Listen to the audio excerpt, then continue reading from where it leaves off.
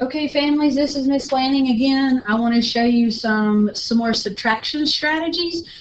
These strategies were taught in the 3rd grade, and so what I'm seeing in our classroom is that a lot of our kids are struggling with these strategies. So I'm going to put up a problem. Let's do 869 minus 548.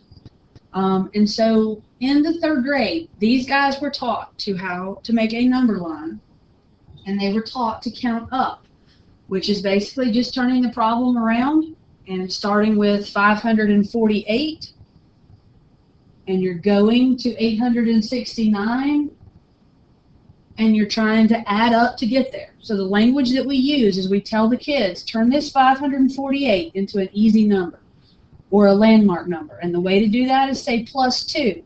That's going to land us on 550. From here, you could jump plus 50.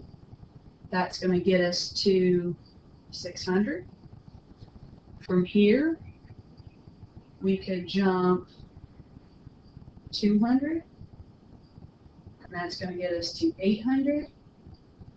And then the last jump would be plus 69. Now we're not finished because the answer to this problem is across the top.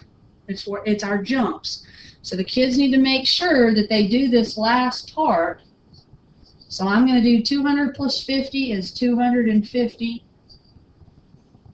plus 69 is going to give us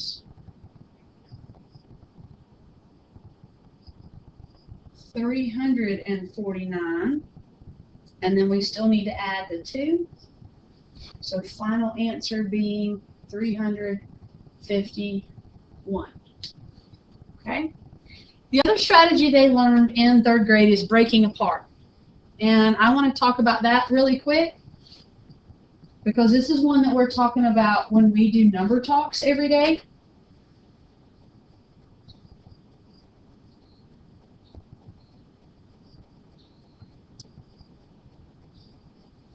So when you're breaking numbers apart, we talk to the kids about leaving the bigger the bigger number whole. So start with 301. And then look at your numbers to see what would be the easiest to subtract.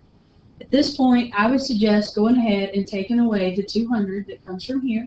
So minus 200 is going to put us at 101. All right. Now, we still have 80 to take away and 6 to take away. Just to make things a little easier, I might go ahead and take the 6 away. So 101 minus 6 is going to leave me at 95.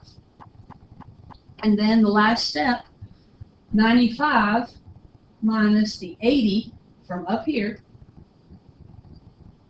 final answer, 15.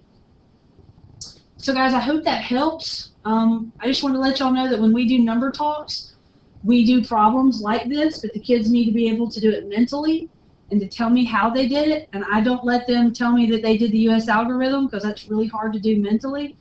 I also don't really like for them to count up on a number line mentally because it's a lot to keep up with. I feel like when you're doing it mentally, this is the best way to do it. So practicing this at home is a really great idea. Thanks, guys.